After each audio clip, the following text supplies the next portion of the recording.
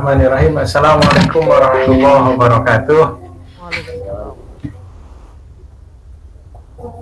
Alhamdulillah wassalatu wassalamu ala asyrofil anbiya'i wal mursalin wa ala alihi wa sahbihi ajmain. Asyhadu an la ilaha illallah wahdahu la syarikalah wa asyhadu anna Muhammadan abduhu wa rasuluhu la nabiyya ba'dah. Allahumma shalli wa sallim wa barik ala sayyidina Muhammad wa ala ali sayyidina Muhammad. Puji syukur alhamdulillah pada malam kali ini di hari yang keempat di bulan Dzulhijjah kita diberi kesehatan oleh Allah Subhanahu wa taala. Mudah-mudahan kita tetap istiqomah di meniti jalan Allah Subhanahu wa taala dengan penuh ketakwaan yang luar biasa. Salawat serta salam mudah-mudahan Allah senantiasa limpah curahkan pada junjungan alam baginda Nabi besar Muhammad sallallahu alaihi wasallam, pada keluarganya, kepada sahabat-sahabatnya, kepada tabiin, tabiut tabiin, kepada umatnya hingga akhir zaman. Alhamdulillah para ustadz semua, guru kita Ustadz Ta'abudin sudah hadir di tengah-tengah kita untuk membahas matrikulasi pelajaran Nahwu, pertemuan ke-14 tentang at-tartib, susunan dua kata. Oleh karena itu kepada Ustadz dipersilahkan untuk membahasnya. Ustadz, silakan Ustadz. Baik Ustaz, jazakallahu khairan atas waktunya. Kita mulai teman-teman. Bismillah. Assalamualaikum warahmatullahi wabarakatuh. Waalaikumsalam warahmatullahi wabarakatuh. Alhamdulillahi rabbil alamin. Alhamdulillahilladzi bi ni'matihi tatimmus shalihat. Alladzi arsala rasulahu bil huda wa dinil haqq liyudhhirahu 'ala dini kullihi wa kafa billahi syahida. Asyhadu an la ilaha illallah wahdahu la syarikalah wa asyhadu anna Muhammadan abduhu wa rasuluhu la nabiyya wa la rasula ba'dah. Allahumma shalli wa sallim wa barik ala nabiyyina Muhammadin wa ala alihi wa ashabihi wa man tabi'ahum bi ihsanin ila yaumiddin. Ibadallah, usikum wa iyaya bitaqwallah, faqad fazal muttaqun. Amma ba'du. Alhamdulillah wa syukrulillah atas izin Allah Subhanahu wa ta'ala. Pada kesempatan malam hari ini kita bisa berjumpa kembali di ruang kelas Google Meet untuk melanjutkan bahasan di Kuliatul I'dad Al-Lughawi bi silsilati durusil lughatil arabiyyah, kelas bahasa Arab, kelas persiapan bahasa Arab dengan mengkaji pelajaran bahasa Arab. Dan alhamdulillah kita masuk di bahasan matrikulasi pelajaran Nahwu di pertemuan yang ke-14, masih membahas susunan dua kata atau tarokib. Dan alhamdulillah malam hari ini kita akan masuk di poin ke-7 dan poin ke-8, yaitu murakkab isyari dan murakkab munada.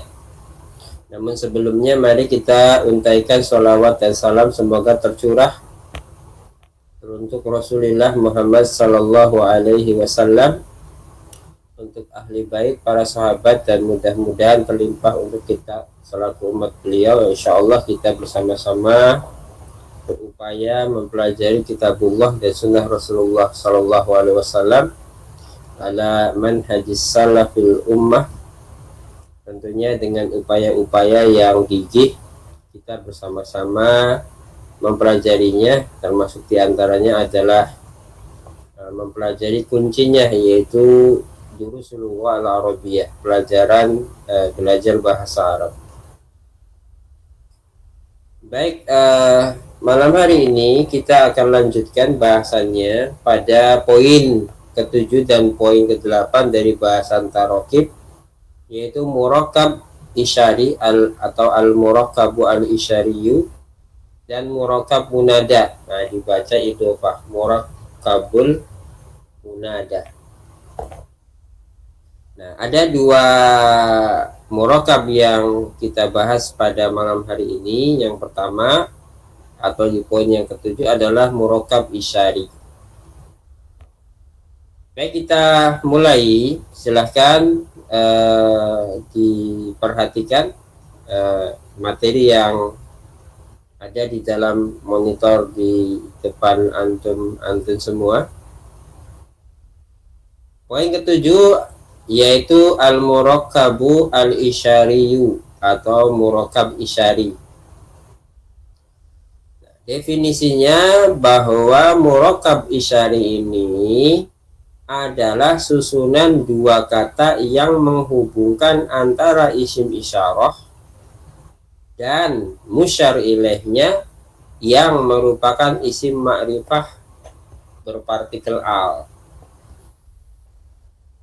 Catatannya teman-teman, ketika kita membahas murakkab isyari di sini, ya, murakkab yang dimaksud adalah murakkabu ghairu mufidin, ya, murakkab yang tidak mufid, yang belum memiliki makna sempurna alias belum dikatakan sebagai al-jumlah, ya, belum dikatakan sebagai pola kalimat, tetapi masih terkategori sebagai pola anak kalimat. Nah, murakkab isyari yang dimaksud ini adalah murakkab yang ghairu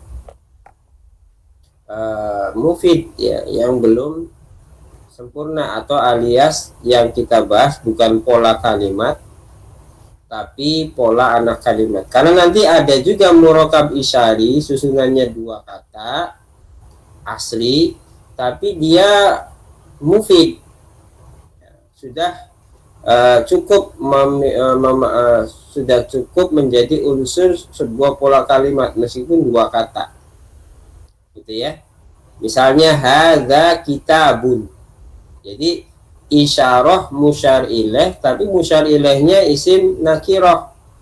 Nah, kalau musyar ilaihnya itu adalah isim nakirah, maka dia sudah mufid, murakkabnya sudah mufid, sudah layak disebut sebagai jumlah mufidah, sebagai pola kalimat yang sempurna. Misalnya hadza kitabun, ini sebuah kitab, hadanya mubtada, kitabunnya adalah khobar. Kan di pertemuan sebelumnya pola jumlah ismiyah yang terdiri dari dua kata itu kalau khobarnya adalah isim nakirah, dan murakkab isyari hadza kitabun itu sudah mufid atau sudah layak disebut sebagai jumlah ismiyah atau kalimat yang sempurna. Hadza mubtada, ya, sebagai mubtada, ya, kedudukannya adalah isim isyarah. Kitabun adalah musyar ilaihnya atau khobar dalam kedudukannya sebagai anak kalimat yang kedua dalam pola kalimat. Nah, kalau kita bahas pada murakkab malam ini, sekali lagi, murakkab isyari yang dimaksud itu adalah yang ghairu mufid, belum menjadi pola kalimat sempurna alias anak kalimat. Kembali ke bahasan definisi, bahwa murakkab isyari itu merupakan susunan dua kata atau susunan kata, ya. Jadi katanya ada dua yang menghubungkan antara satu isim isyarah, kata ganti petunjuk, ya, dan musyar ilaihnya, kata yang diberikan petunjuk, yang musyar ilaihnya ini adalah isim ma'rifat berpartikel al. Sehingga kalau dirumuskan murakkab isyari yang ghairu mufid ini adalah murakkab isyari sama dengan isim isyarah ditambah musyar ilaih yang terdiri dari isim yang berpartikel al atau isim ma'rifah yang berpartikel al. Catatannya sebagai sebuah keterangan, pertama, isim isyarah ini adalah kata ganti petunjuk, ya. Isim isyarah itu fungsinya sebagai kata ganti petunjuk. Sementara musyar ilaih ini adalah isim setelah isim isyarah. Jadi kalau ada isim isyarah pasti ada musyar ilaihnya. Nah, musyar ilaih ini adalah isim setelah isim isyarah. dikatakan sebagai musyar ilaih karena isim ini diberi kata petunjuk, gitu ya. Kemudian yang berikutnya, catatan keterangan berikutnya, isim isyarah dalam murakkab ini fungsinya sebagai taukid dari isim ma'rifatnya. Sekali lagi, isim isyarahnya pada murakkab isari seperti ini, ya, isim isyarahnya berfungsi sebagai taukid atau impresi pada isim ma'rifahnya. Apa maksudnya, teman-teman? Maksud sebagai taukid daripada isim ma'rifatnya atau musyar ilaihnya ini, karena kalau kita lihat denah dari isim ma'rifah ini kedudukannya sebagai musyar ilaih dan isim ma'rifah itu kategori isimnya sudah teridentifikasi meskipun tidak menyebutkan keadaan bendanya secara spesifik, apakah bendanya itu jauh ataukah dekat, apakah bendanya itu berwarna A, B, C dan seterusnya, apakah bendanya itu dibeli di toko A, B, C dan seterusnya, apakah benda itu terbuat dari bahan A, B, C dan seterusnya. Intinya isim ma'rifah itu adalah isim yang sudah teridentifikasi keadaan bendanya. Cirinya yaitu dengan adanya partikel al. Oke, cirinya dengan adanya partikel al, salah satu dari isim isyarah yang paling mayoritas. Nah, partikel al ini adalah keadaan kemakrifatannya yang kalau diterjemahkan dalam bahasa Indonesia, partikel al ini menunjukkan keadaan isyarahnya. Karena itu partikel al itu kadang diterjemahkan dengan ini, kadang diterjemahkan dengan itu. Misalnya al-kitabu alal maktabi. Al-kitabu itu ma'rifah. Karena itu cara menerjemahkannya disebutkan bentuk kemakrifatannya, biasanya disebutkanlah keadaan dinahnya. Misalnya al-kitabu alal maktabi. Kitab ini ada di atas meja. Nah, kalau kita menerjemahkan kitab ini ada di atas meja, berarti mutakallim yang ngomong itu dekat dengan kitab yang bersangkutan. Gitu ya. Kalau kita menerjemahkannya al-kitabu alal maktabi, kitab itu ada di atas meja, berarti mutakallim ya ada selisih jarak atau tidak dekat dengan buku atau kitab yang sedang dibicarakan. Nah, dekat dan tidaknya itu tanda bahwasanya kitab itu meskipun tidak disebutkan ciri-cirinya, mutakallim tahu keadaan kitab yang ada di atas meja itu. Mau itu dia katakan dalam keadaan jauh, mau dia katakan dalam keadaan dekat. Nah, tapi dia mutakallim ini tahu bahwasannya benda itu dekat atau benda itu jauh. Kitabnya itu dekat atau kitabnya jauh. Nah, dekat dan jauhnya ini terjemahkan dengan bahasa interpretasi ini atau itu. Jadi al-kitabu, kitab ini, al-kitabu, kitab itu, alal maktabi, ada di atas meja. Nah, ketika isim yang berpartikel al ini di depannya diberi isim isyarah, maka isim isyarah yang ada pada musyar ilaih yang merupakan isim ma'rifah berpartikel al itu kedudukannya sebagai taukid atau penegasan atau impresi dari keadaan benda ma'rifahnya. Misalnya kalau disebut tilka as-sayyaratu, tilka sayyaratu, kitab itu. Kan tadi dikatakan as-sayyaratu itu kan sudah ma'rifah, bisa ini, bisa itu. Tapi ketika diberi tilka, maka tilka ini menunjukkan ketaukidan, menunjukkan penegasan dari keadaan benda tersebut, bahwa benda itu jauh. Tilka sayyaratu. Nah, begitu maksudnya dalam bahasan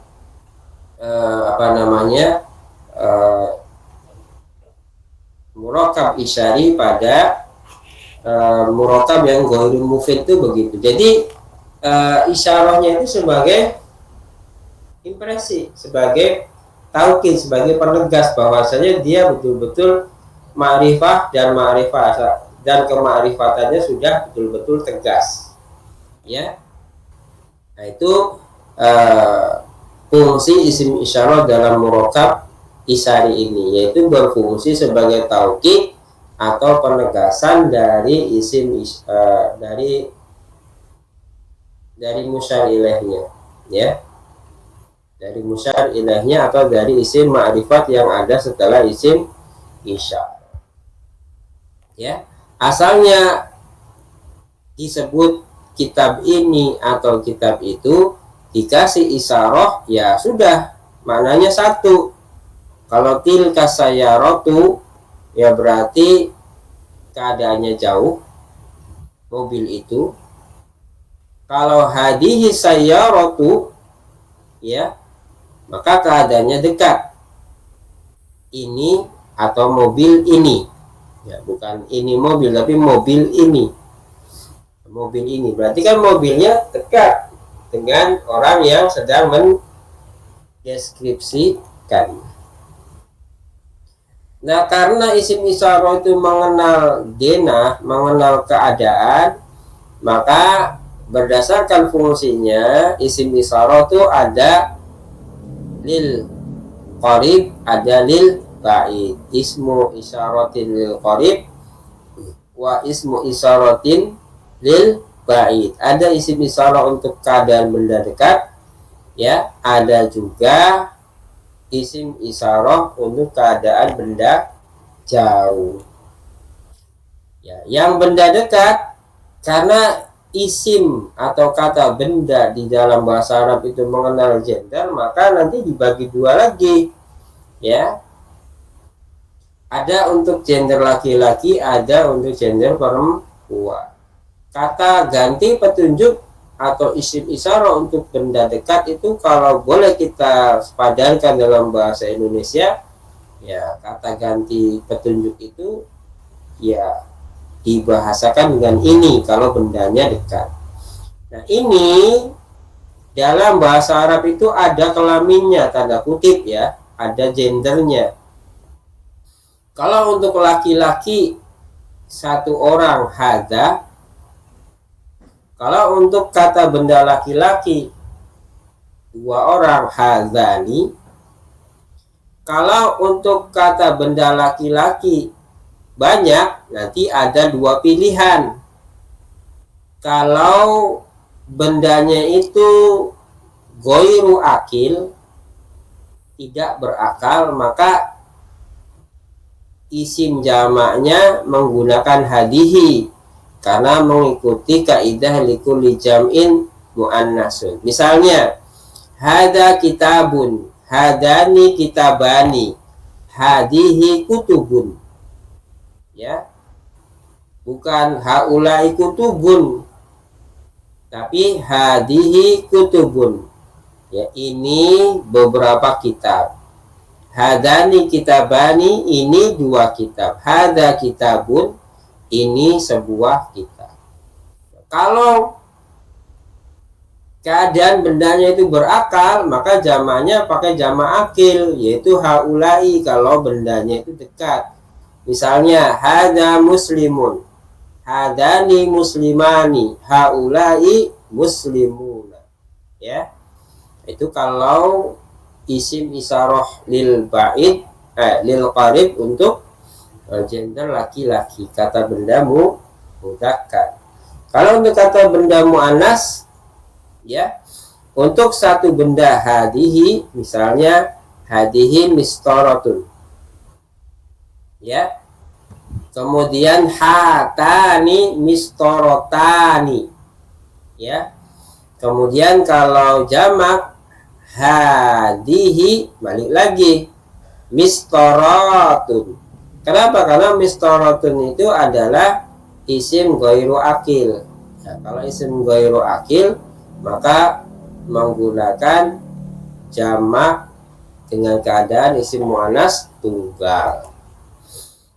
Kalau orang, ya pakainya haulai juga, hadihi muslimatun, hatani muslimatani, haulai muslimatun, gitu ya. Kalau untuk benda jauh, gender mudzakkar, dzalika 1, dzanika 2, jamaknya lihat keadaan akil ghairu akilnya. Kalau ghairu akil balik ke tilka, ke muannas mufrad. Ya.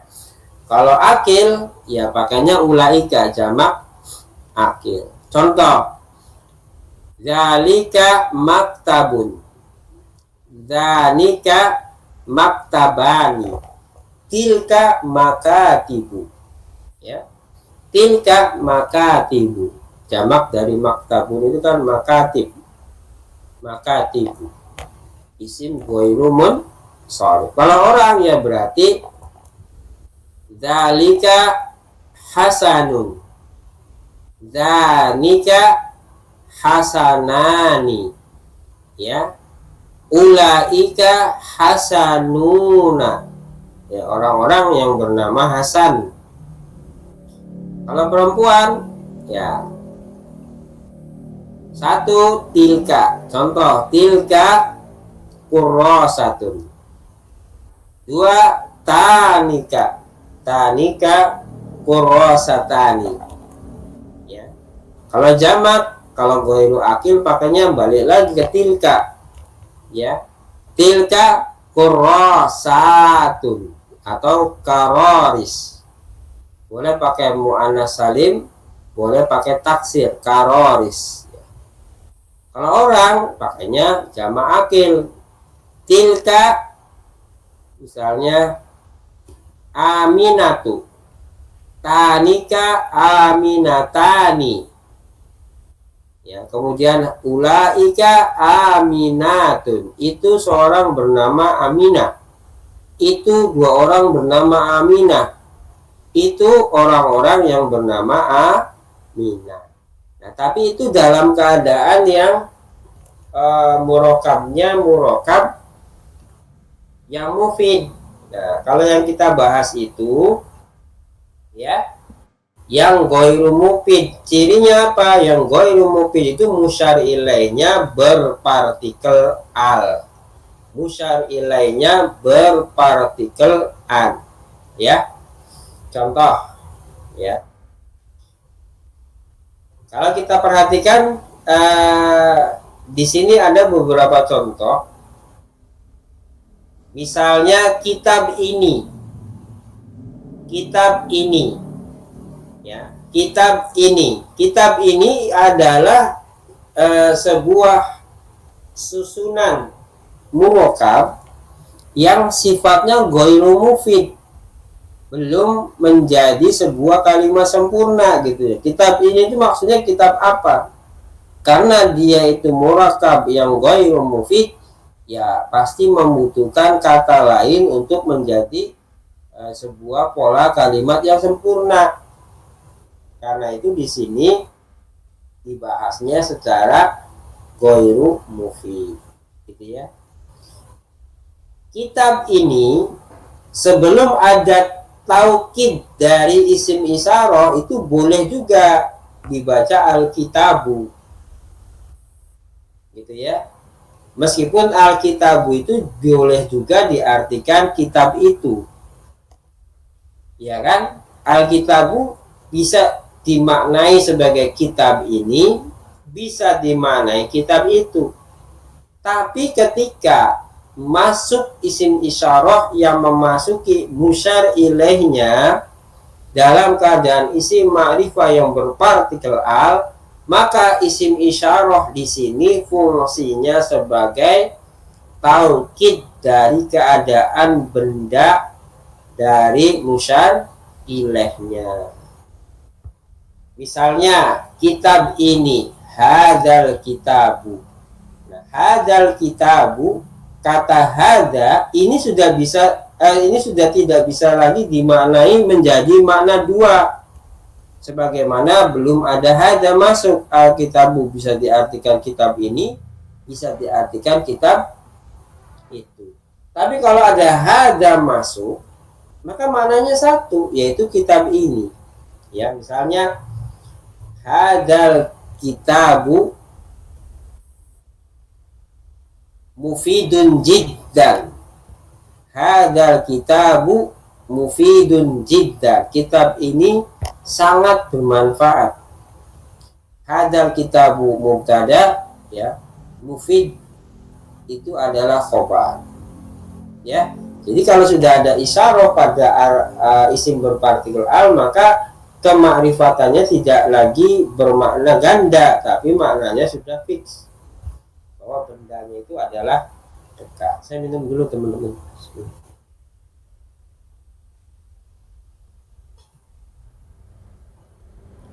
Contoh lain misalnya mobil itu. Mobil itu bisa dibahasakan dengan as-sayyaratu. Sehingga as-sayyaratu itu bisa diartikan mobil ini atau mobil itu. Tapi begitu ada isim isyarah yang masuk pada musyar ilaih yang berpartikel al, maka isim isyarah dalam hal ini tilka menjadi taukid bagi musyar ilaihnya, yaitu isim as-sayyaratu. Sehingga jika dikatakan tilka sayyaratu, itu tidak lagi dimaknai mobil ini atau mobil itu, tapi maknanya fix, yaitu mobil itu. Kemudian contoh yang ketiga, ini ada salah ya, kurang satu hurufnya, bukan hadani bayanun, ya, bukan hadanil bayanu, harusnya baitani, kurang huruf ta ya. Kurang huruf ta ini teman-teman, silakan nanti dikoreksi. Hadanil baitani, hadani dua, ya, al baitani dua, jadi dua rumah ini. Kalau sebelum ada hadani al baitani, al baitani itu dua rumah ini, dua rumah itu. Tapi kalau sudah ada hadani, ya, maka diartikannya menjadi satu, yaitu dua rumah ini. Hadanil baitani, itu bukan dibaca bayani, ya, bukan dibaca bayanu ya. Karena apa? Karena kurang huruf ta sebelum alif, harusnya baitani, hadanil baitani, baitun baitani buyutun. Kemudian yang keempat, contoh yang keempat ini kota-kota itu, ya, kota-kota itu. Satu kota Madinatun, dua kota Madinatani, tiga kota Mudunun. Ya, ketika kemudian keadaannya dimasukkan kepadanya isim ma'rifah, kepadanya isim isyarah, maka kita perhatikan keadaan isim jamaknya ini berasal dari isim ghairu akil, isim yang tidak berakal. Maka ketika jamak diumpamakan menjadi mu'annas mufrad, maka isim isyarahnya tidak boleh menggunakan mu'annas jamak, tapi mu'annas mufrad. Kenapa? Karena isim jamak pada isim isyarahnya ini adalah isim yang ghairu akil. Jadi menggunakan tilkal mudunu, kota-kota itu. Nah, itu kalau dibuat pola kalimat dia baru mubtada, butuh khobar. Misalnya tilkal mudunu nadhifatun. Ya. Tilkal mudunu nadhifatun. Kota-kota itu bersih. Nah, gitu teman-teman ya. Jadi yang pertama munada. Kok munada? Yang pertama murakkab isyari yang ghairu mufid ini adalah isim isyarah yang ketemu sama isim ma'rifah berpartikel al, sehingga isim isyarahnya itu sebagai taukid dari isim ma'rifah. Ya.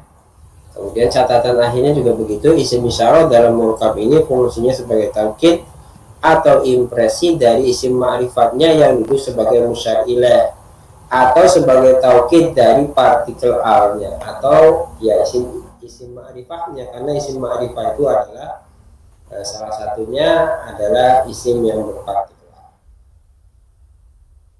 Kemudian poin yang ke-8, murakkabul munada. Murakkab munada. Nah, munada ini juga sebenarnya jumlahnya banyak kalau dikaitkan dengan beberapa huruf nidanya. Yang kita pelajari baru munada dengan huruf nidaya. Karena huruf nida ada banyak, ada ya, ada a, ada ya dihubungkan dengan a, kemudian ada juga ya ayuha, ada ayatuha, dan seterusnya. Nah, itu ada kaidah-kaidahnya yang juga berbeda-beda. Dalam konteks murakkab munada di sini kita bahas 2 poin. Ya, 2 poin dulu, yaitu munada marfu dan munada mansub. Ya. Kita definisikan dulu teman-teman apa yang dimaksud dengan murakkab munada atau murakkabul munada.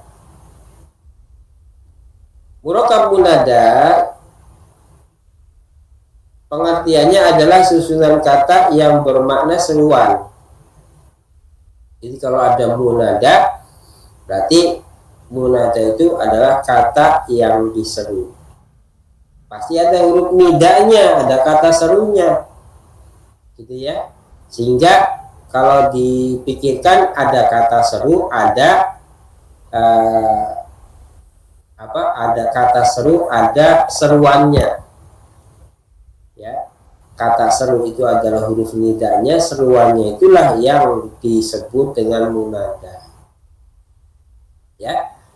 Nah, hanya saja dalam kesempatan ini kita akan membahas munadanya pada 2 hal. Satu, munada marfu pada satu kata yang diisi oleh isim yang bertanwin, dan munada mansub dari 2 kata atau murakkab idhofi. Jadi kadang-kadang begini teman-teman, murakkab itu kadang kumpulan memang murni dari 2 kata, ada kumpulan dari 1 kata dengan murakkab lainnya, gitu ya. Sehingga nanti penting kita memahami murakkab yang ini untuk nanti membuat pola-pola dalam sebuah kalimat bahasa Arab, gitu ya. Nanti ketemunya dengan murakkab ini, ketemu dengan murakkab itu, dan seterusnya. Sehingga nanti kalau membuat pola kalimat dalam bahasa Arab, kadang-kadang penggunaan murokab ini ya penting untuk dibuat ya, untuk dijadikan sebagai kata-kata yang disusun dalam pola kalimat bahasa Arab ya. Jadi yang akan kita pelajari pada murokab munada pada kesempatan ini di murokab munada marfu ya, dan murokab munada mansub ya. Murokab munada marfu itu munadanya isim yang bertanwin. Isim yang bertanwin itu dua, bisa ma'rifah. Biasanya kalau isim yang bertanwin ma'rifah itu dia isim alam, isim nama. Misalnya Muhammadun, Hasanun ya. Kemudian Yasirun ya. Kemudian ya pokoknya nama-nama orang yang bertanwin. Hindun gitu ya. Kemudian yang lainnya. Bisa juga nama-nama asing. Kalau nama-nama asing tidak berubah bacanya. Misalnya Maryamu ya tetap Maryamu ya. Kemudian Isa ya tetap Isa, tidak mengalami perubahan kalau isimnya ghairu munsharif. Tapi kalau namanya itu bertanwin, maka nanti ketika dipertemukan dengan huruf nida dibaca satu doma ya. Hingga nanti murokab munada marfu itu rumusnya huruf nida ditambah munada marfu yang terdiri dari isim yang bertanwin. Isim yang bertanwin tadi ya bisa isim alam, isim nama, bisa juga isim nakiroh. Jadi nakiroh bisa misalnya ya ustadu, wahai ustad. Nah, itu awalnya ya ditambah ustadun, dibaca ya ustadu. Nah ketika menjadi murokab munada marfu maka dia sudah ma'rifah gitu ya. Jadi ma'rifah itu desainnya bisa terdiri dari dua kata. Kayak idofah itu jadinya ma'rifah ya. Ciri-ciri ma'rifah itu ya, kalau satu kata berpartikel al atau isim alam, kalau dua kata itu biasanya terdiri dari murokab yang tadinya menjadi isim nakirah kemudian dimurokabkan menjadi ma'rifah. Nah, sama munada marfu juga akhirnya menjadi sebuah pola kata yang maknanya ma'rifah ya. Pola kata yang jadinya ma'rifah. Asalnya Muhammadun ya, jadi Muhammadu setelah ada ya maka Muhammadnya itu udah jelas Muhammad siapa, meskipun tidak disebutkan namanya Muhammad Husain, Muhammad Imam dan seterusnya ya. Murokab munada marfu itu rumusnya murokab munada marfu sama dengan huruf nidaya ditambah munadanya yaitu isim yang bertanwin. Sebagai contoh misalnya hai Muhammad, asalnya ya ditambah Muhammadun dibaca ya Muhammadun. Wahai Hasan, ya ditambah Hasanun dibaca ya Hasanun. Kalau isim ghairu munsharif ya tetap keadaannya tidak berubah ya. Misalnya Aminatu ya Aminatu ya. Kemudian Maryamu tetap ya Maryamu ya. Begitu teman-teman ya. Kemudian yang kedua itu murokab munada mansub. Nah, murokab munada mansub itu adalah murokab munada mansub yang terdiri dari huruf nida dan munada mansub susunannya mudhof ilaih, dan yang menjadi munada mansubnya itu adalah mudhofnya. Kan di bahasan idofah kemarin murokab idofi ya, yang mengalami i'rab itu mudhof Dia bisa dibaca U, bisa dibaca A, bisa dibaca I, tergantung ada tidaknya kata depan pada mudhofnya. Tapi kalau mudhof ilaih dipastikan dia adalah majrur, ya. Tapi kalau mudhof itu dia bisa rofa kalau tidak ada kata depan, bisa khofat, bisa juga nasab, tergantung kata depan yang ada pada kata mudhofnya. Contoh misalnya idhofah Rasulullahi. Rasulu adalah mudhof, ya. Kemudian Allahi adalah mudhof ilaih. Kita masukkan huruf ya nida, kemudian hadapkan pada idhofah Rasulullahi sehingga asalnya ya ditambah Rasulullahi dibaca ya Rasulullahi, ya. Kata Mama Gufron kan ya wali-walinya Allah gitu ya. Kenapa dibaca wali-walinya Allah? Karena dia apa namanya nasab gitu ya, wali-walinya Allah gitu ya. Walaupun ya itu ya namanya ini ya, orang yang lagi ingin populer ya begitu, bikin yang menyimpang maka nanti akan tersorot. Tapi prinsipnya munada mansub itu sebenarnya dua kata, yaitu idhofah, dan yang menjadi munada mansubnya itu adalah mudhofnya. Contoh lain misalnya ya ditambah malikul mulki. Maliku itu raja, mulki itu adalah kerajaan, ya. Malikul mulki kita kasih ya, maka dibaca ya malikal mulki, ya. Tidak boleh dibaca ya malikul mulki, ya. Kalau isim 5 misalnya, isim 5 tuh asmaul khamsah, du ya, du, rofa, za, nasab, di, khofat. Misalnya zul jalali wal ikrami, zul jalali wal ikrami dikasih ya menjadi ya zal jalali wal ikram, ya. Kemudian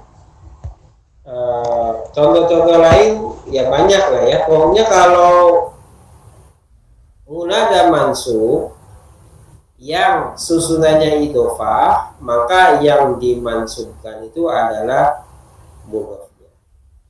Sehingga yang harus dipahami itu dalam memahami dua ini, bahwa munada marfu itu asalnya dari isim bertanwin, kalau munada mansub asalnya dari idhofah, dan mudhofnya lah yang kemudian dibaca nasab.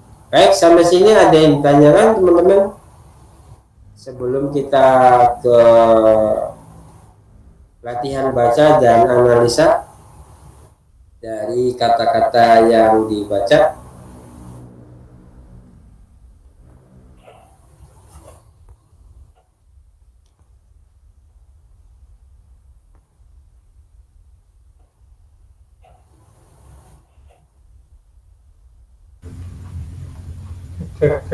Silakan kawan-kawan, barangkali ada yang mau bertanya.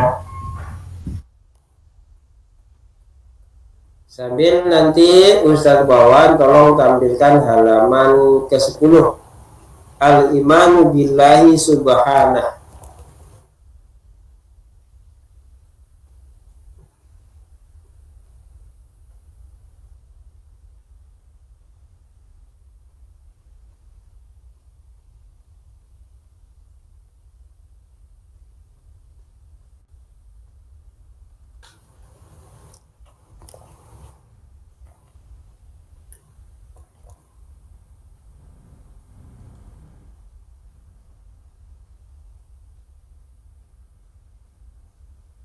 Ya, terus ke bawah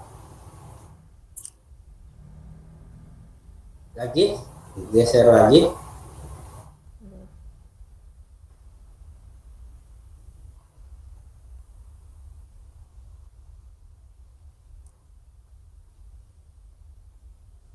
Oh, ya ini. Yuk, ya sip.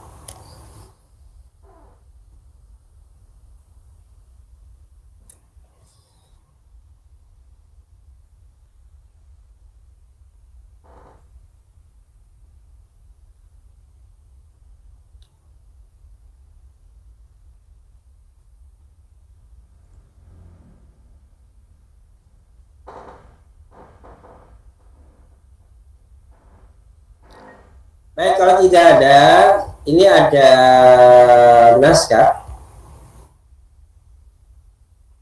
yang mengetengahkan bahasan al-imanu billahi subhanah, iman kepada Allah yang maha suci.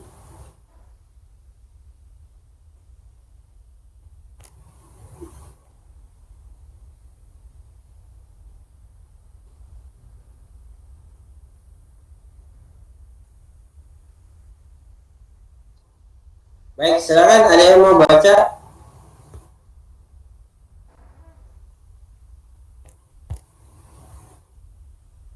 Cek. Nah, ayo, baca dulu. Asidir, Ustaz Sidir.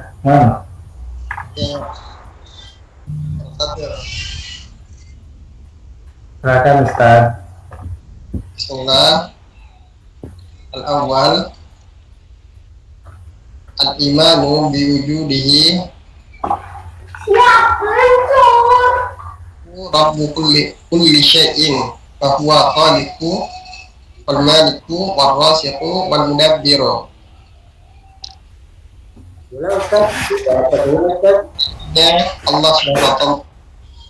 Yang kedua, beriman bahwasanya Allah Subhanahu wa ta'ala adalah Rabb segala sesuatu dan Dia Allah adalah Khaliq pencipta, wal Malik Maha berkuasa, Ar-Razik yang memberi rezeki, dan Mudabbir yang mengatur mentadbir. Ulang Ustaz, tidak terdengar Ustaz. Bismillah. Al-awwal al-imanu biwujudihi. Yang pertama, beriman dengan adanya Allah Subhanahu wa ta'ala. Atsani, yang kedua, al-imanu bi annahu Rabbu kulli syai'in. Iman bahwasanya Allah Ta'ala adalah Rabb segala sesuatu, fahuwal khaliqu wal maliku wal rasiqu wal mudabbiru, dan Dia Allah adalah Khaliq pencipta, wal malik penguasa, wal rasiq pemberi rezeki, wal mudabbir dan mudabbir pengatur atau mentadbir. Alam semesta. Baik, betul ya. Ini perkara-perkara yang wajib kita ketahui, ya, yang menghantarkan keimanan kita kepada Allah, kepada Tuhan kita. Yang pertama adalah al-imanu biwujudihi, keimanan kepada eksistensinya Allah. Yang ini disebut dengan keimanan terhadap rububiyahnya Allah. Ya, jadi kalau kita bahas iman mengenai wujud Allah, gitu ya, keberadaannya Allah, maka keimanan seperti ini kata para ulama, ya, disebut sebagai keimanan yang berkaitan dengan kerububiyahan Allah. Apa itu rububiyah? Ya, tadi dikatakan bahwasanya Allah itu adalah al-khaliq, al-malik, al-mudabbir. Kalau antum halaqah kitab Nidhamul Islam, bahasan rububiyah ini ada di bahasan Thariqul Iman. Ya. Jadi ketika membahas rububiyah itu adalah satu cabang keimanan, ya, yang membahas ketauhidan Allah dari aspek eksistensinya, bahwasanya Allah itu adalah pencipta, tidak hanya berhenti sampai di situ. Allah itu adalah yang merajai apa yang ada di langit dan apa yang ada di bumi. Kemudian Allah juga adalah al-mudabbir, zat yang mengatur ketata aturan terhadap ciptaannya, termasuk di dalamnya memberi rezeki, memberi dan yang lain seterusnya, gitu ya. Ini sekali lagi teman-teman ya, bahasan mengenai al-imanu biwujudihi atau al-imanu biwujudillahi ini adalah keimanan berkaitan dengan rububiyahnya Allah. Ini deskripsi akliyahnya itu ada di kitab Nizamul Islam, ya. Bahasan ya tadi bahasan awal ya, di dalam Thariqul Iman. Jadi sebenarnya untuk mengetahui keberadaan Tuhan, Rob gitu ya, berdasarkan adanya Ghorijatut Tadayun itu bisa ketemu tuh kepada Allah Subhanahu wa Ta'ala. Terlebih ketika mengaktifkan Ghorijatut Tadayunnya itu dibimbing berdasarkan wahyu, maka akan lebih mendalam lagi kesahihan dari akidah yang dituju. Karena orang yang memahami rububiyah Allah itu nanti akan menelurkan pemikiran-pemikiran berikutnya, ya. Misalnya adanya kebutuhan terhadap nabi dan rasul yang menerangkan keberadaan sang pencipta. Kemudian nabi dan rasul itu ya tentu ada tandanya, ada mukjizat yang dibawanya. Yang mukjizat itulah yang nanti menghantarkan kepada seseorang beriman kepada Allah Subhanahu wa Ta'ala. Sekali lagi ini bahasan di deskripsi panjangnya ya, secara akli ya, secara pendekatan pemikiran itu bisa dilihat di dalam kitab Nizamul Islam, bahasan-bahasan awal bahasan-bahasan awal pada Thariqul Iman ya, bab Thariqul Iman. Jadi konsep tauhid rububiyah itu sebenarnya di kitab Nizamul Islam itu ada gitu. Hanya rata-rata kitab Setaki itu kan paparannya bersifat pemikiran sehingga tidak bersifat apa ya, tidak bersifat deskripsi umum sebagaimana para ulama menyebutkan teori-teori dalam satu rumusan ilmu gitu ya. Jadi al-imanu biwujudihi ya, iman terhadap keadaan Allah, keberadaan Allah, eksistensinya gitu ya.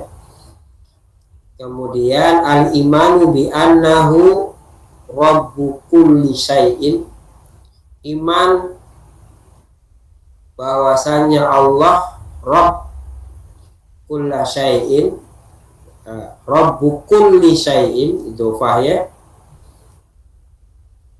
rabb dari setiap sesuatu, fahuwa al-khaliqu maka dialah sang pencipta, wal maliku dialah sang raja di raja, waraziqu sang yang memberi rezeki ya. Kalau alifnya di atas, kalau alifnya setelah zai dibaca razzaq ya, kalau di sebelum zai dibaca raziq. Karena kalau razak itu ini ya, isimnya mubalaghah ya. Kalau razik itu isim fa'il, tapi sama maknanya sama. Al-mudabbir ya, yang melakukan pentadbiran, yang melakukan pengaturan terhadap seluruh ciptaan-ciptaannya. Nah, ini bahasa mengenai al-imanu birububiyatihi atau tauhid rububiyah. Tauhid rububiyah itu sebenarnya intinya 3: mengakui Allah sebagai al-khaliq, mengakui Allah sebagai al-malik, mengakui ya Allah sebagai al-mudabbir. Nah, ar-razzaq dan surah pemberi rezeki dan surah itu masuk di bahasan al-mudabbir. Ya. Namanya mengatur, ya mengatur itu termasuk diantaranya memberi rezeki, memberikan maaf, ampunan gitu ya, dan seterusnya. Baik, itu yang pertama. Jadi iman itu pondasinya adalah pengakuan terhadap rububiyah Allah Subhanahu wa taala. Yang kedua, silakan, pengakuan terhadap uluhiyahnya Allah Subhanahu wa taala. Ketuhanan yang dikaitkan dengan adanya pentakdisan. Jadi kalau uluhiyah itu pengakuan terhadap zat Allah sebagai Tuhan yang wajib diberikan kepadanya takdis. Ini juga ada di dalam Idhumul Islam, cuma memang tidak secara spesifik tauhid atau tauhidu ya, atau tauhidu salah satu anwa'in. Misalnya tauhid itu ada 3: tauhid uluhiyah, tauhid rububiyah, tauhid uluhiyah, tauhid asma wa sifat. Tidak menjelaskan secara deskriptif seperti itu, tapi dijelaskan secara deskripsi yang mengaktifasikan akal untuk berpikir ya, sehingga keimanan itu betul-betul terpatri, terpupuk ya, yang kemudian memproduktifkan amaliyah di dalam kehidupan.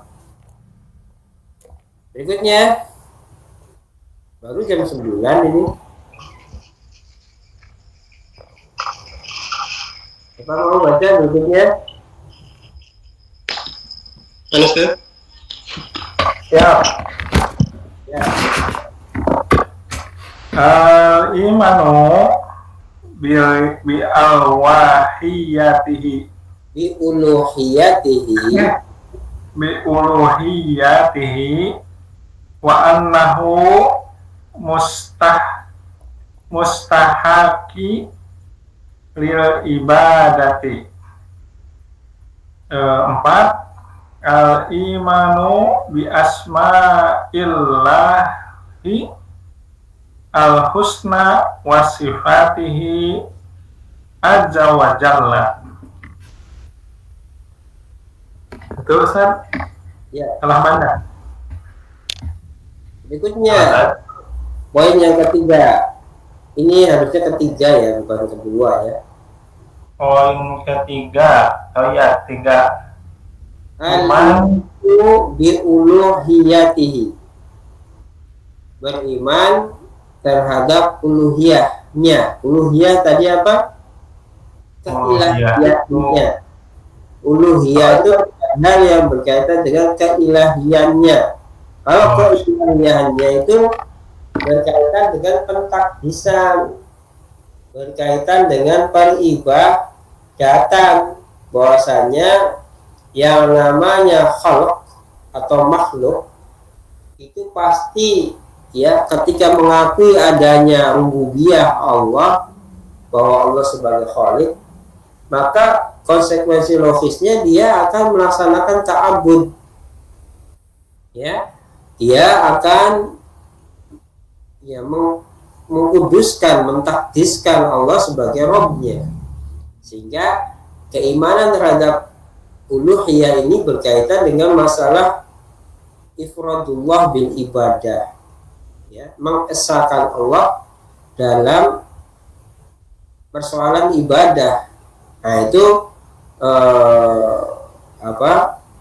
poin ketiga dari beriman kepada Allah Subhanahu wa taala. Jadi al-imanu bi uluhiyatihi itu adalah beriman kepada keilahiyahannya Allah.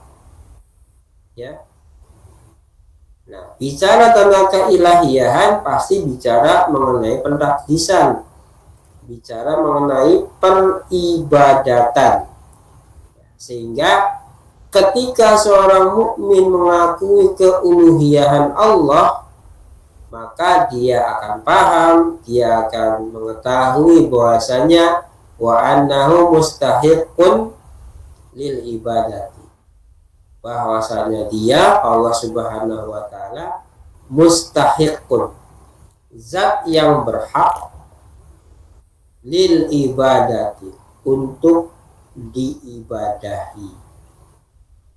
Ya.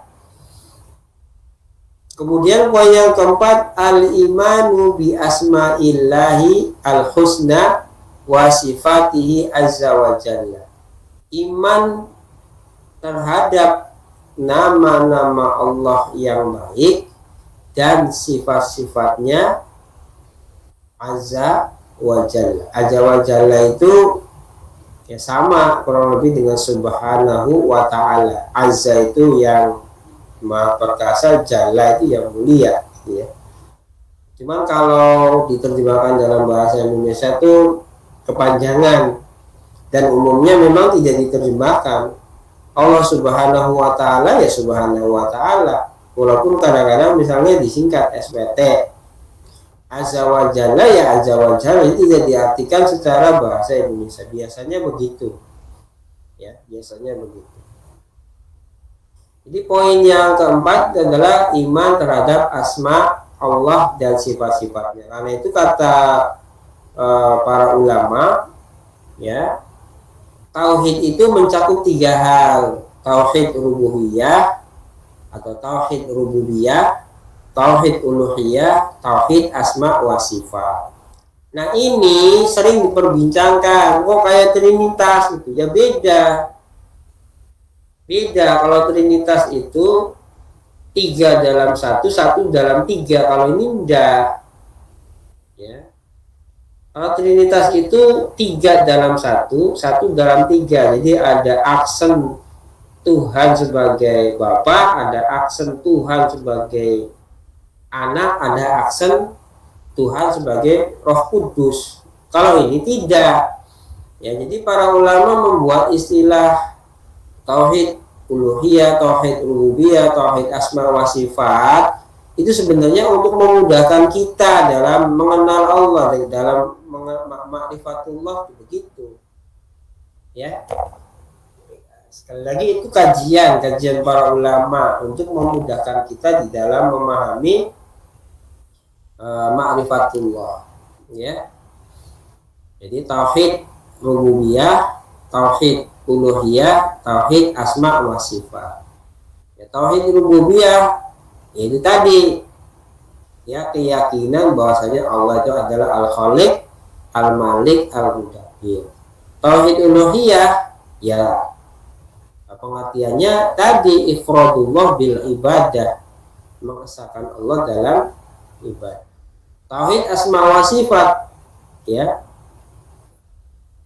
yaitu mengakui, meyakini nama-nama dan sifat-sifat Allah yang baik berdasarkan apa yang disampaikan oleh Allah di dalam Al-Quran dan yang dijelaskan oleh Nabi Shallallahu Alaihi Wasallam. Kenapa ada 2? Kenapa ada 3? Sekali lagi, ini adalah cara ulama untuk menjelaskan secara mudah dalam memahami makrifat. Jadi ada penjelasannya sifatnya induktif gitu ya. Ada kalau ulama berarti Ustaz, kalau cara ulama berarti zaman Rasul nggak ada pembagian kayak gini kan Ustaz? Iya, nggak ada. Ya sama kayak itu, hadis itu nggak ada hasan, sahih. Namanya hasan, sahih, dhaif, matruk itu nggak ada itu. Tapi sekarang ada karena ada proses verifikasi yang harus kita pelajari secara ketat agar kita itu betul-betul memang mengambil hadis itu dari Nabi Shallallahu Alaihi Wasallam dan bukan dari yang lain. Gitu ya. Jadi rumusan-rumusan ilmu itu datang belakangan memang. Tujuannya apa?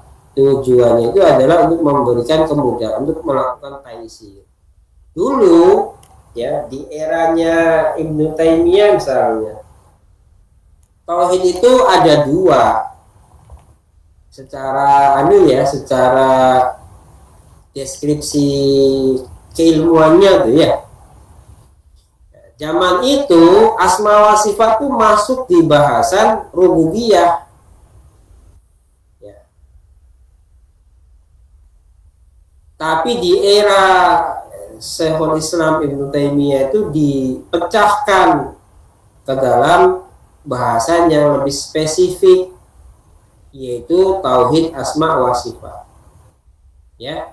Tujuannya apa? Supaya lebih bisa memahami mana nama Allah, mana sifat Allah, mana af'alnya Allah. Kalau Khaliq, Malik, Mudabbir itu adalah af'alnya Allah, gitu ya. Akhirnya kemudian dipecah menjadi tiga. Ya kayak bahasan mengenai iman saja ya. Dalam masa Rasul nggak ada istilah akidah. Nggak ada istilah usuluddin, nggak ada istilah syariah. Yang ada itu iman dan sunnah. Iman itu adalah iman, sunnah itu ya iman gitu. Tetapi kemudian para ulama itu membuat satu rumusan-rumusan yang tujuannya tadi memberikan taisir. Jadi dulu itu memang kadang keimanan itu disebut dengan sunnah ya, dalam satu persepsi gitu ya. Kalau iman yang mesti sunnah, kalau sunnah yang mesti iman gitu ya. Cuman kemudian belakangan muncul istilah-istilah yang semisal seperti asyariah. Asyariah juga diartikan iman. Usuluddin diartikan iman ya. Kemudian i'tiqad diartikan iman, i'tiqaduddin diartikan iman, aslus sunnah diartikan iman gitu ya. Nah semua itu diciptakan oleh ulama tanda kutip, tujuannya adalah untuk memberikan taisir, memudahkan dalam memahami aspek-aspek keimanan. Jadi memang tidak ada dulu di era generasi awal ya, yang ada malah istilahnya ya tadi sunnah ya, kemudian iman, baru setelah itu ada akidah, i'tiqad dan seterusnya. Kalau antum punya rezeki misalnya yang saya sebutkan itu ada kitabnya, ada kitabnya ya, kayak kitab sunnah itu karya Imam Abu Dawud pengarang as-sunnah. Kemudian Imam Abu Bakar Al-Khalal, kitabnya namanya As-Sunnah. Itu kitab bahas masalah akidah ya. Kitab As-Sunnah lagi namanya yang dikarang oleh Ibnu Asim, itu 3 generasi pertama loh ya, generasi tabi'in. Kemudian Imam Ahmad bin Hanbal membuat Ushul Sunnah, anaknya bin Hanbal menulis kitab Asy-Syariah. Kemudian Imam Abu Bakar Al-Ajuri juga sama membuat kitab Asy-Syariah.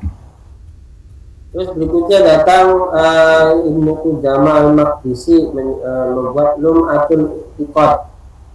Imam Abu Hatim Ar-Razi membuat Aslus Sunnah wa I'tiqaduddin. Nah itu istilah-istilah yang memang sekali lagi ya datang belakangan, yang diciptakan tanda kutip ya oleh mereka untuk mendeskripsikan persoalan-persoalan mengenai iman gitu. Dan itu dideskripsikan secara induktif. Kalau induktif itu begini Ya. Hmm. Kalau antum misalnya membaca sebuah kitab ya, membaca sebuah buku, uraiannya seperti ini nih, ini namanya metodenya induktif, dari khusus ke umum. Rata-rata buku-buku itu ditulis secara metode induktif. Jadi dibuat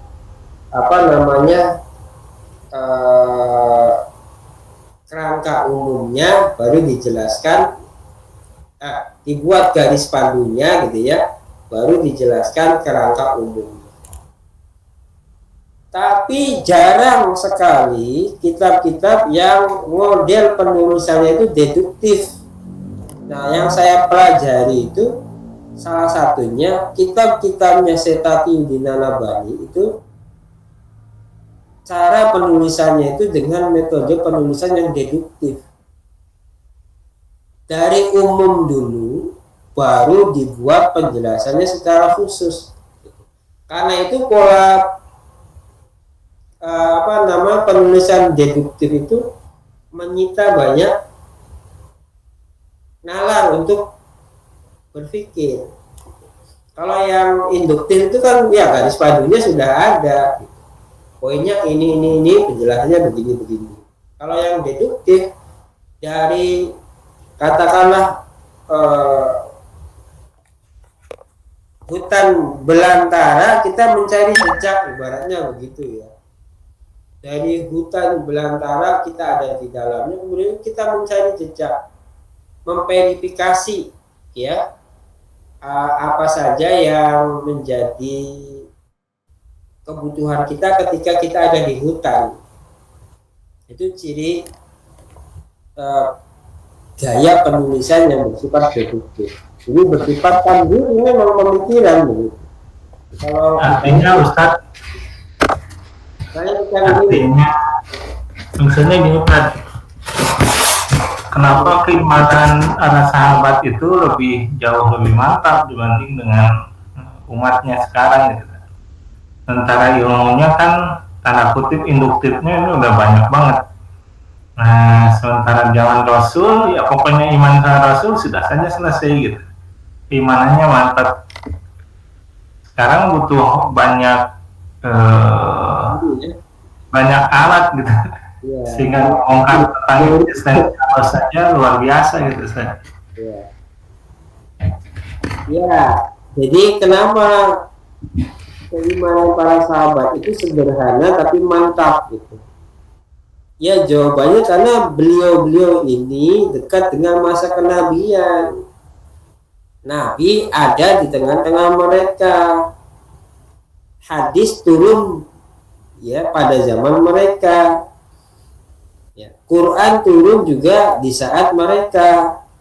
Sehingga kalau ada persoalan-persoalan itu marjanya jelas gitu loh, langsung kepada Nabi Shallallahu Alaihi Wasallam. Nah kalau era kita ya banyak orang seperti misalnya Mama Gufron ya, banyak orang seperti Samsudin Jadab, yang orang Cirebon Timur siapa namanya itu, yang tenaga dalam itu siapa namanya, Encep Ujang Bustami hujan. Ya kalau kita mungkin bisa ya membaca ini mereka, tapi orang awam mana tahu gitu.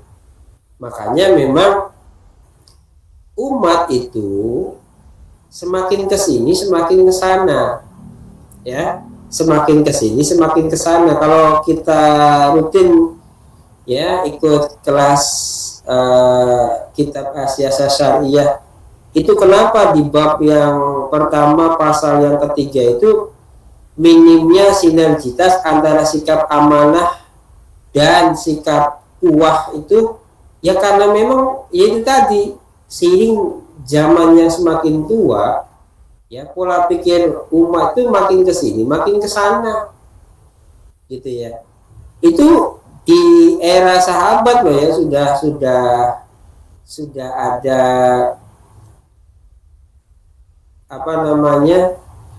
sudah mulai berkurangnya sinergitas antara sikap amanah dan kuah. Kadang orang tuh amanahnya bagus tapi untuk ketegasan nggak ada. Nah ini kan juga tidak lepas dari ilmu dan basiro yang dimiliki dari masing-masing sahabat itu, gitu ya. Jadi memang keniscayaan kita untuk mempelajari, katakanlah tanda kutip ya, rumusan-rumusan ilmu, alat-alat untuk menganalisa berita-berita yang memang bersumber dari sumber-sumber Islam itu penting di sini. Adapun debat mengenai persoalan-persoalan yang diperbincangkan, ya itu juga bagian dari ilmu tersendiri sebenarnya. Sebenarnya di poin yang titik 4 ini akan ada bahasan mengenai sisi perbedaan cara pandang madrasah Asy'ariyah Maturidiyah dengan madrasah Asariyah, gitu ya. Nah, itu kan juga tetap harus kita pelajari, ya. Itu kan juga harus tetap kita pelajari sehingga kita itu bisa ngerti, paham, gitu ya. Mahalun niza, titik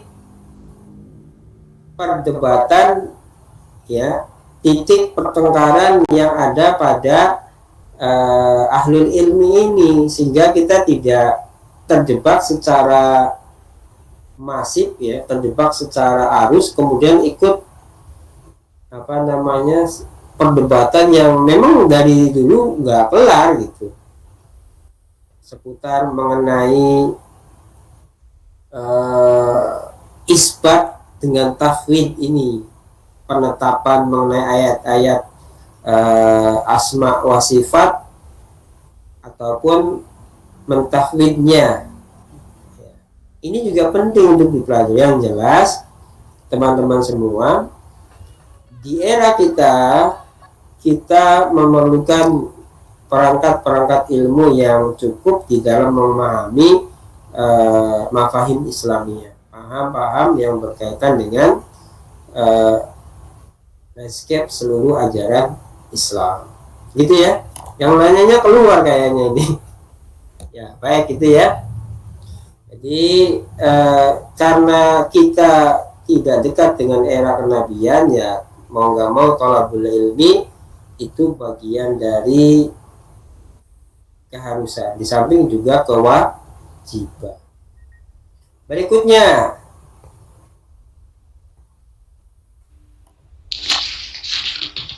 jadi poin berikutnya, wajibul imani. Siapa yang mau baca? Ustaz, cuma gambarnya, PDF-nya kelihatan Ustaz. Wajib ya, PDF-nya kelihatan. Gimana? Ya, udah. Ini dari WA aja kalau tidak kelihatan. Saya aja lihatnya dari WA ini. Ustaz, yajibu al-imana bi jami'il asma'illahi wa sifatihi wa itsbataha min ghairi tahrifin wala ta'tilin wala takyifin wala tamthilin, kama qala Allah ta'ala laisa kamitslihi syai'un wa huwas sami'ul basir. Wajib mengimani seluruh nama-nama Allah dan sifat-sifatnya, dan wajib menetapkan nama-nama dan sifat-sifat Allah dari selain tahrif dan ta'til, dan tidak mentaktil dan tidak mentakif dan tidak tamthil. Misalkan sebagaimana firman Allah Ta'ala, tidak ada yang semisal sesuatu dan dia maha mendengar dan maha melihat. Terus al-ibadatu la takunu illallah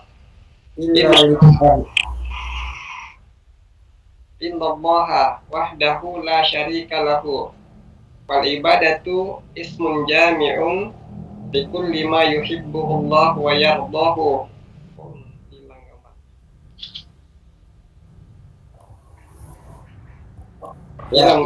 Hilang beda ya. Al ibadah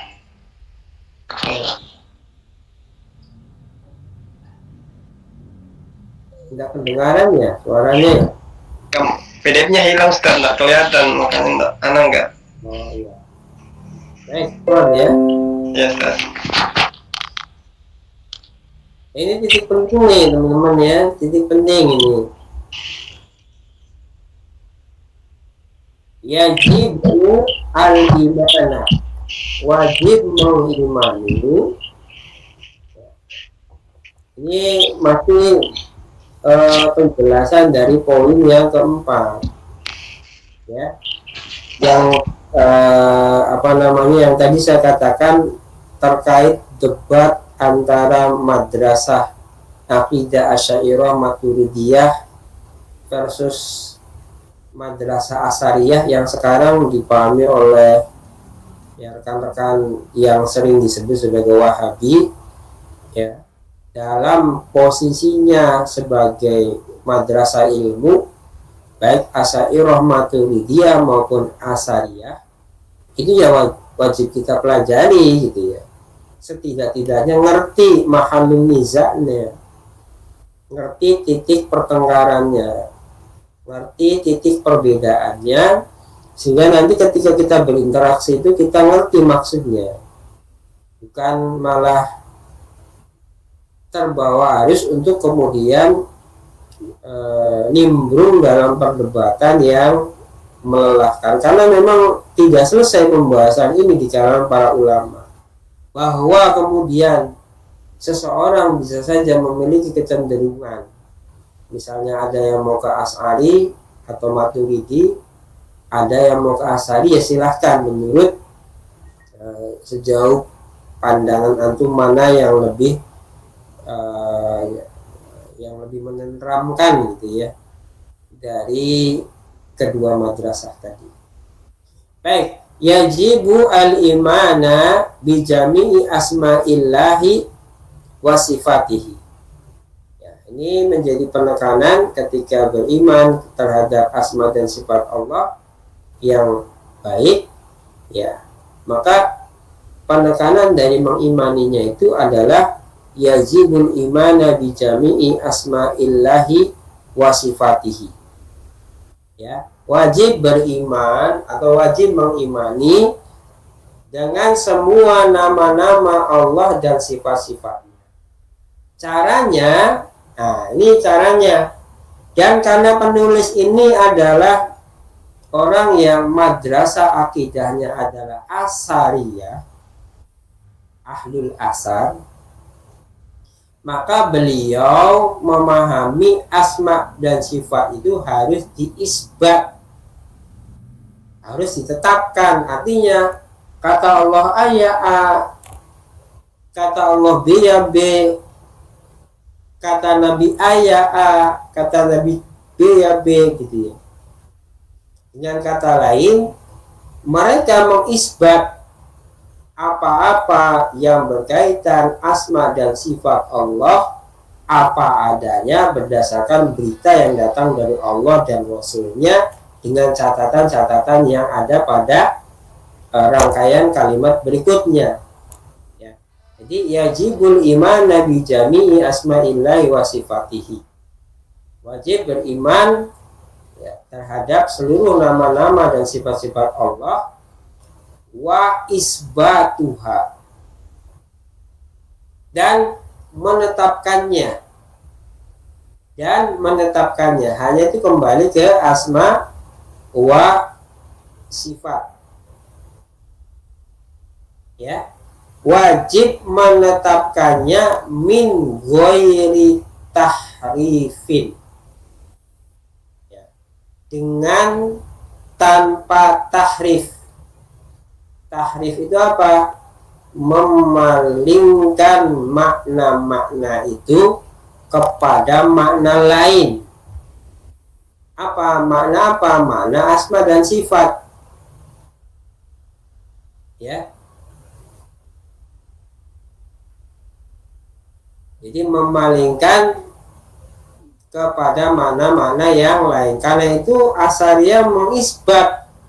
Artinya kalau Allah menyebut yad, ya diartikan yad tangan gitu. Kalau Asy'ariyah kan ya yad aja artinya gitu. Dalilnya sama, laisa kamitslihi syai'un wa huwas samiul basir. Dalilnya sama, dua-duanya dalilnya sama. Ya.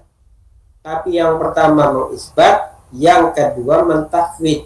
Tafwid itu mengembalikan maknanya kepada Allah Subhanahu wa ta'ala. Karena kalau diartikan apa adanya nanti berpotensi menjadi tazim. Allah itu punya jisim gitu.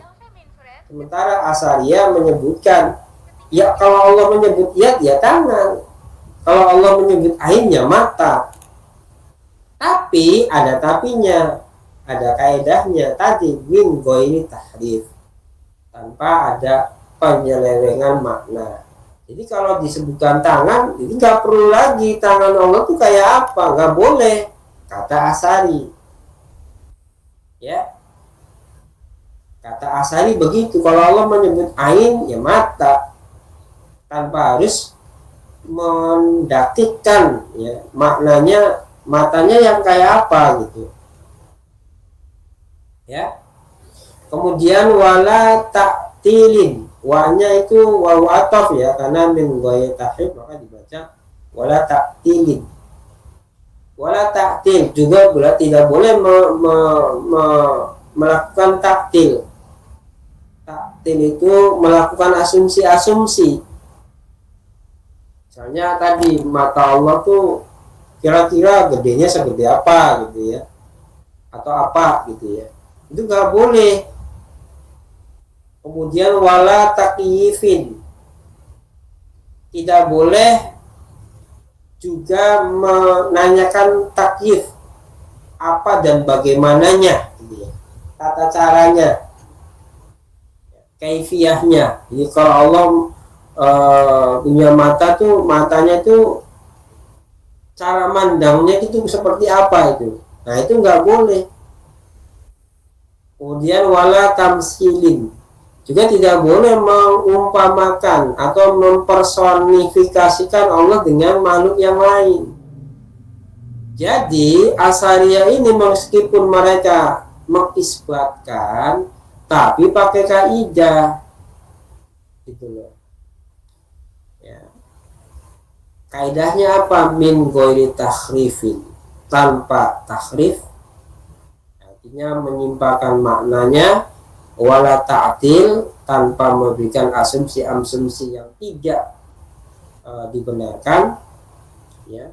Kemudian tidak juga boleh melakukan memikirkan bagaimana tata caranya Allah begini begitu. Kemudian tidak boleh pula mempersonifikasikan Allah terhadap makhluknya. Jadi meskipun isbat pakai kaidah, sehingga tidak bisa juga sih sebenarnya menyebut tajsim ya. Meskipun sebenarnya kalau kita perhatikan ini, kalau ada dalil-dalil yang banyak itu, ada kalanya pendapat tahfidz itu dikuatkan, ada kalanya pendapat isbat itu juga dikuatkan. Jadi proporsional aja, dalam artian ya lihat teksnya, lihat naskahnya yang sedang dibicarakan dalam pembahasan yang seperti apa dan seterusnya gitu ya. Yang ada kan berdebat ini, kata Asy'ari isbat itu tajsim ya, kata Asy'ari tahfidz itu juga pemikiran yang menolak dalil dan seterusnya. Ini macam-macam. Oleh karena itu, yang memahami persoalan ini ya kita harus memahami bagaimana titik pertengkarannya. Saya kebetulan ketika belajar akidah itu ya saya belajar dua-duanya, tapi memang lebih banyak mengikuti madrasah Asy'ariyah gitu ya. Jadi kitab-kitab saya kebanyakannya kitab-kitab yang tadi saya sebutkan, Kitabus Sunnah, kemudian Kitabus Syariah, Kitabul Iman, I'tiqaduddin dan sebagainya. Adapun kitab-kitab Asy'ari sedikit, saya hanya misalnya Jauharut Tauhidnya Imam Burhanuddin Al-Laqani, Aqidatul Awam, sarahnya hanya 1-2 gitu. Kalau yang itu banyak, terutama yang Ibnu Taimiyah ke atas gitu ya. Kalau Syekh Muhammad bin Abdul Wahab mah kan baru 2-3 abad yang lalu gitu. Kalau ke atas itu ya lebih komprehensif ininya, makanya tebal-tebal kalau kita di era-era awal mah. Kalau saya Muhammad bin Abdul Wahab kitabnya kan kecil-kecil, makanya banyak salahnya dari beberapa ulama Biladul Haram gitu ya.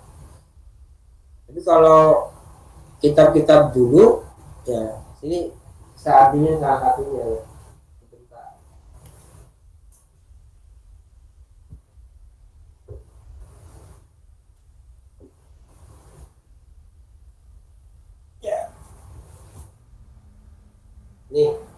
Ini kitab syariah karya Imam Abu Bakar Al-Azuri, ulama abad keempat Hijriah, berarti sudah tidak lagi tadi kalau sudah abad 4 kholaf juga dia. Tebelnya segini ya. Ini bahas iman itu tidak hanya sebatas iman doang, termasuk bagaimana bermuamalah, muamalatul hukam, bagaimana menasihati penguasa, itu semuanya di sini ya. Betul banget, ini ada 750 halaman, ini matanya doang 750 halaman ya. Jadi mungkin kita syariah ini ya versi sarannya 3 dulu ya. Ini contoh aja ya, 3 dulu ya. Ini hadis-hadis dan asal-asal, makanya asal itu sering menyebut dirinya sebagai ahlul asal, minimal dari asal sahabat, tabi'in dan tabi'ut tabi'in ya teman-teman ya. Jadi ya kita harus belajar, intinya belajar madrasah akidah asariyah, kita belajar madrasah akidah asy'ariyah dan maturidiyah. Semuanya adalah bidang ilmu yang harus kita pelajari. Bahwa misalnya nanti kita ada pilihan untuk memilih, silahkan gitu ya, silahkan untuk memilih yang antum lebih kuat gitu ya. Itu tentang akidah isbat terhadap asma dan sifat Allah menurut madrasah akidah asariyah. Dalilnya sama, laisa kamitslihi syai'un wa huwas samiul basir, tapi kesimpulannya beda. Asy'ari mentafwid, artinya mengembalikan makna itu kepada Allah, jadi tidak diterjemahkan ya, atau diterjemahkan dengan makna majaz, misalnya mata dengan penglihatan, tangan dengan kekuatan gitu ya, dan seterusnya. Tapi kalau asariyah ya tangan, lihat ya tangan, mata ya mata, dan seterusnya. Itu titik perbedaannya. Kemudian poin yang kedua, penegasan mengenai tauhid asma wa sifat.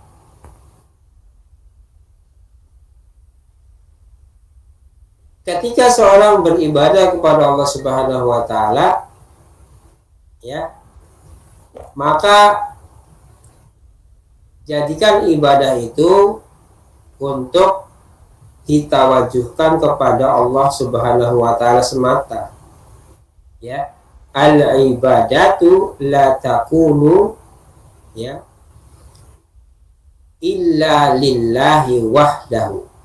Ibadah itu tidak boleh ditujukan illa lillahi, bukan ilallah ya. Tadi kayaknya saya dengar bacanya ilallah, ada huruf alif yang dibuang, jadi langsung ke lam milkiyah.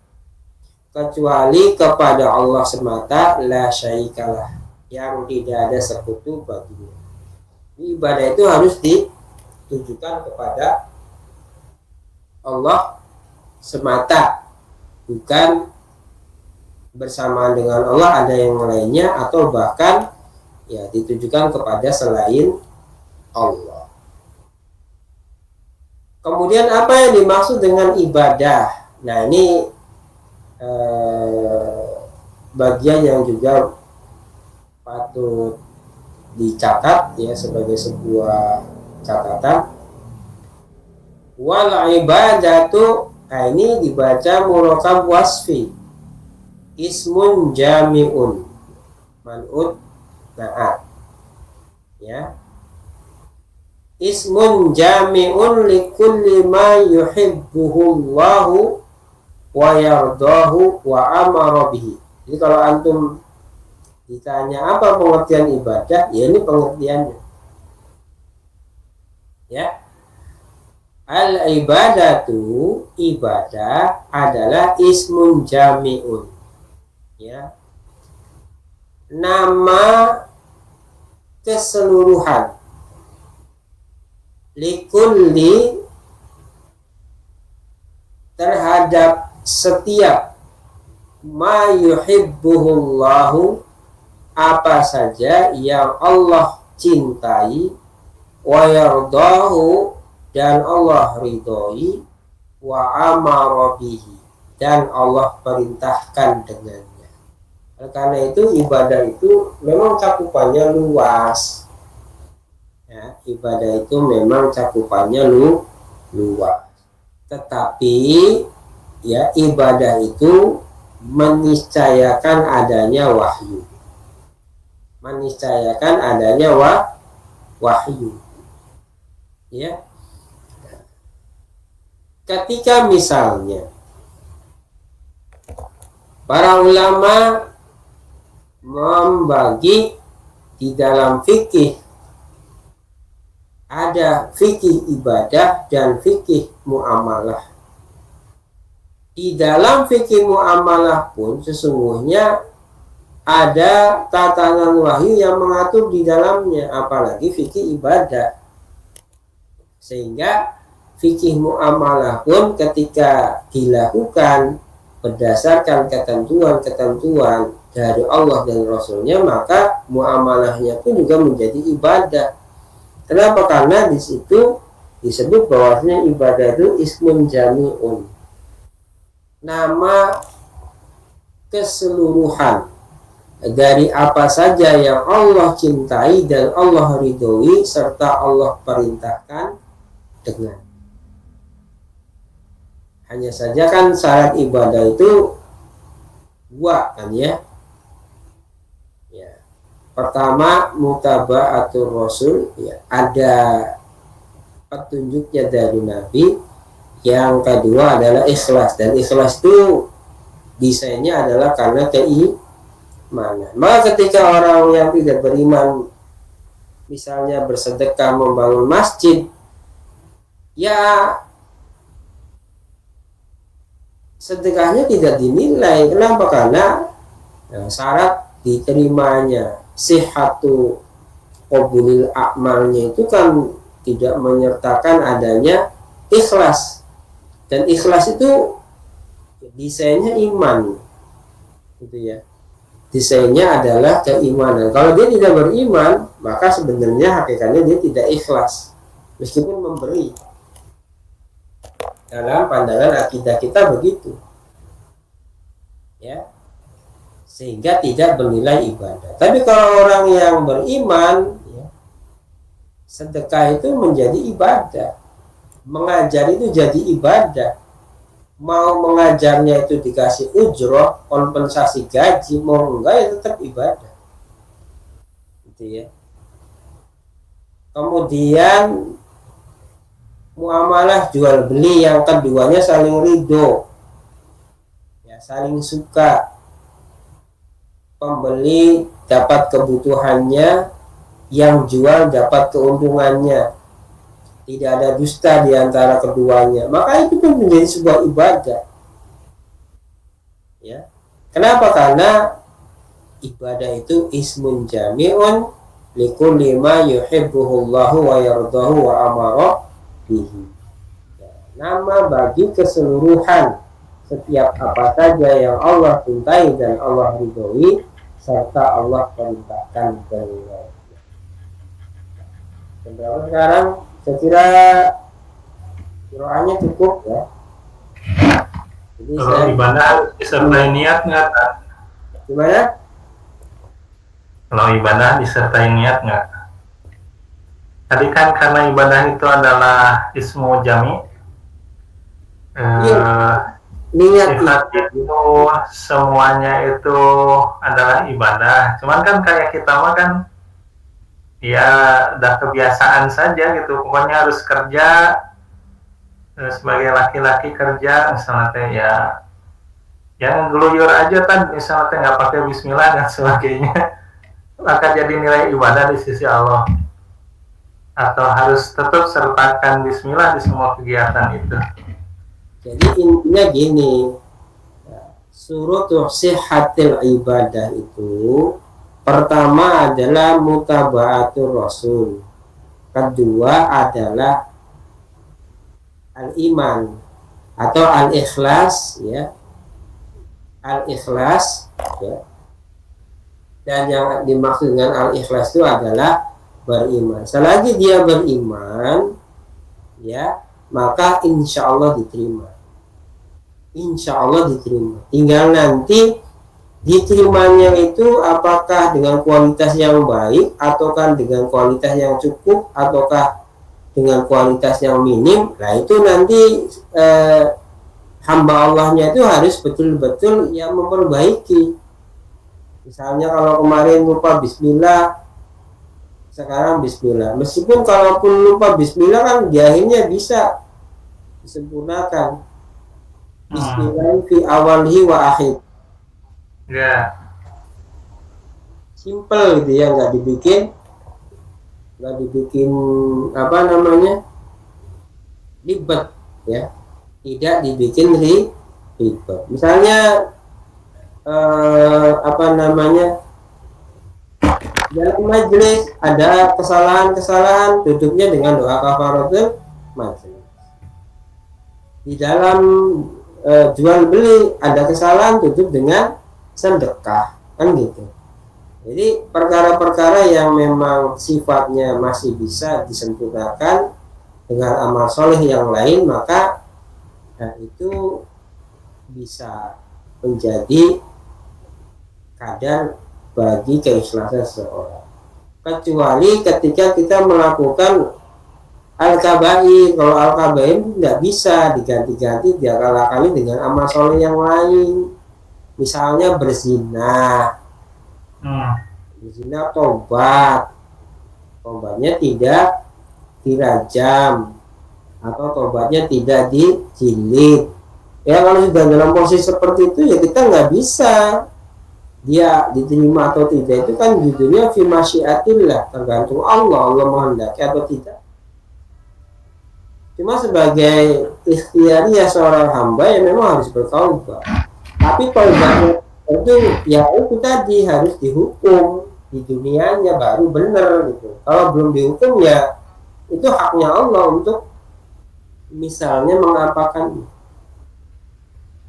Jadi seperti itu ya teman-teman semua, bahwa kadang kita melangkah keluar lupa pakai bismillah, kadang kita memulai pekerjaan lupa pakai bismillah. Ya kalau kita lupa ya nggak ada masalah, sempurnakan nanti dengan bacaan yang sama di sepanjang kita ingat atau di keakhirannya, gitu ya.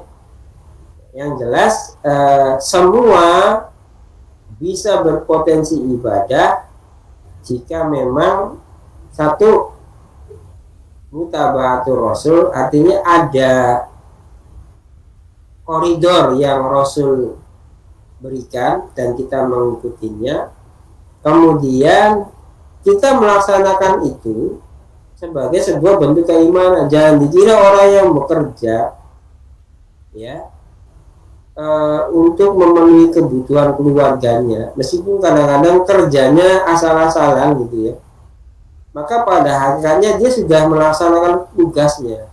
Tinggal tadi ya untuk kesempurnaan dan seterusnya ya yang bersangkutan harus belajar memperbaiki diri, belajar mengembangkan pemahaman dan seterusnya agar apa yang menjadi kewajibannya itu betul-betul menjadi ibadah yang sempurna di sisi Allah Subhanahu wa ta'ala. Begitu Ustaz. Baik, Ustaz.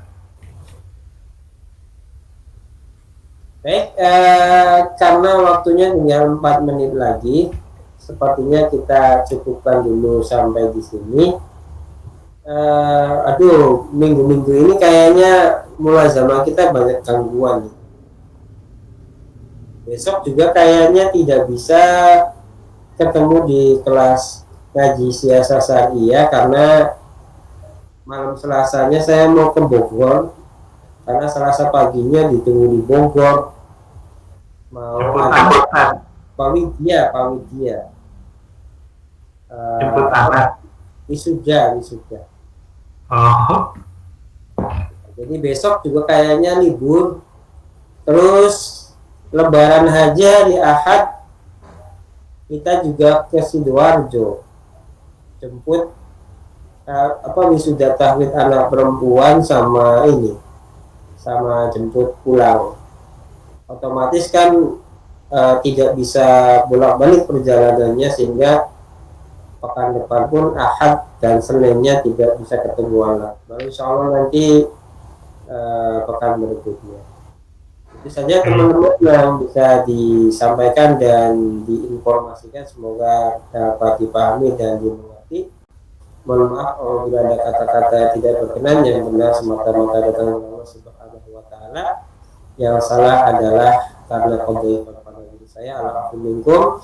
Selanjutnya saya kembalikan kepada Usul Jalasa Ustaz Abu untuk menutup kepada jalasa pada kesempatan malam. Padahal Ustaz. Ustaz Abudin hatur nuhun sudah membimbing 2 materi sekaligus, baik bahasa Arab maupun tentang akidah kita ya, tentang keimanan sama Allah Subhanahu wa Ta'ala. Luar biasa pembahasannya. Kita dapat 2 materi yang daging semua. Terima kasih Ustaz, semoga barokah bagi antum tentang ilmu yang disampaikannya. Kita tutup dengan hamdalah dan kafaratul majelis. Alhamdulillahirabbil alamin. Subhanakallahumma wa bihamdika asyhadu an la ilaha illa anta astaghfiruka wa atubu ilaik. Nasrul minallah wa rahmatullahi. Assalamualaikum warahmatullahi wabarakatuh. Betul Ustaz? Barakallahu fiikum.